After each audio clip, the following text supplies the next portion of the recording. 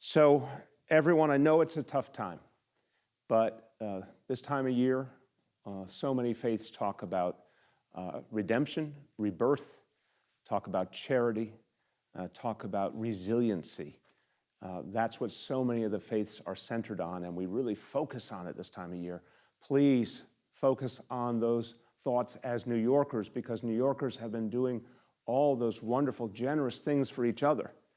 I'm so proud of you. I'm so thankful to you. You have lived the spirit of this season throughout this crisis. And we're going to need to do that for weeks and months ahead to really overcome this disease. But faith, in every sense of the word, will see us through. And I am certain we have the strength as New Yorkers. We have the toughness. We have the resolve to get through it. We also have the heart and the faith to get through it. So everyone, hang in there, and let's keep that faith. So we have some important questions today, and the first one really does, in many ways, connect to the values and the spirit of this holiday season, particularly the fact that we think about redemption, we think about mercy at this time of year. And the question is from Rachel in Manhattan, and she says, what is happening with Rikers? How are you protecting the inmates, the corrections officers, and the staff? Rachel, thank you for the question, because it's really a crucial one.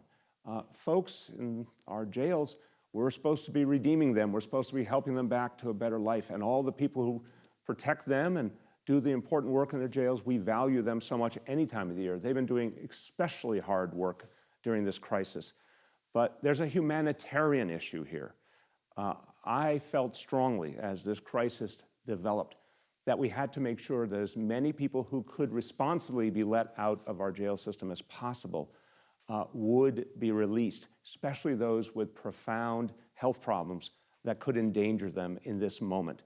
So I want you to know that there's 1,300 fewer people in our jail system than was true just about a month ago. So a lot of people have been released carefully and responsibly with real follow-up, and there's still others who should be released for health reasons. And we're asking the district attorneys and the state to help make sure that gets done. They have the ultimate approval for some of these inmates, and I hope they will exercise that approval quickly. We know this is a moment to protect everyone.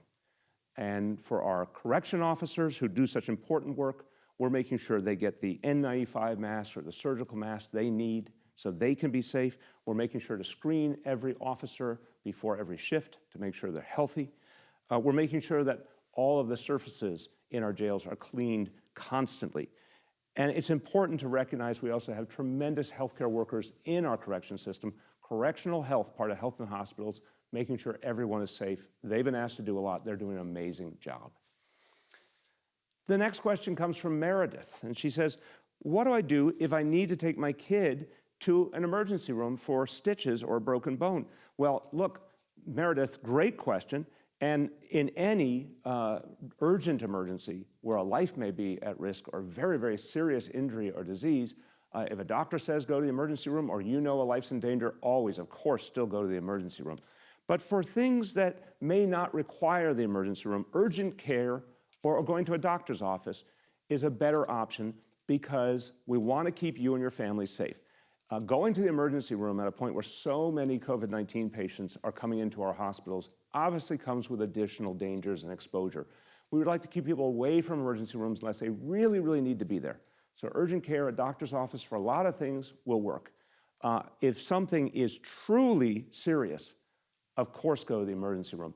But remember, we're trying to protect you and your family, and we're also trying to protect the ability of our hospitals to save lives and make sure that the only people going through those doors are folks who need that life-saving help so we can reach every single New Yorker who needs it. Finally, Sylvia in Elmhurst, Queens, asked this question. She said, I've been trying to get food stamps. I saw that there are offices open in my area. How can I get accepted? Well, Sylvia, I want you to get the help you need, the food you need, but please don't go to an office. We don't want anyone going to an office unless there's an absolutely certain reason they need to. What you can do is apply online. You can go to nyc.gov/helpnow, apply online. You never need to go to an office to get food stamps, SNAP benefits. If there's a problem, you can call 311. They can help you through it. So generally, people don't need to go anywhere near an office to get the help they need. And I want to remind all New Yorkers, We want you to get food if you need it. A lot of people are struggling. A lot of people don't have a livelihood. If you need food, there's 435 sites at our schools where you can go and get a full day of meals, breakfast, lunch, and dinner, grab and go for your whole family. If you need a delivery, if you're a senior or a vulnerable person who the only way you can get food is with a direct delivery, call 311 and we'll get you food quickly.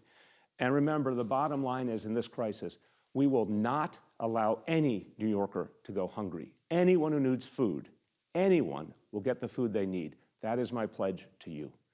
Thank you, everyone, for these wonderful questions.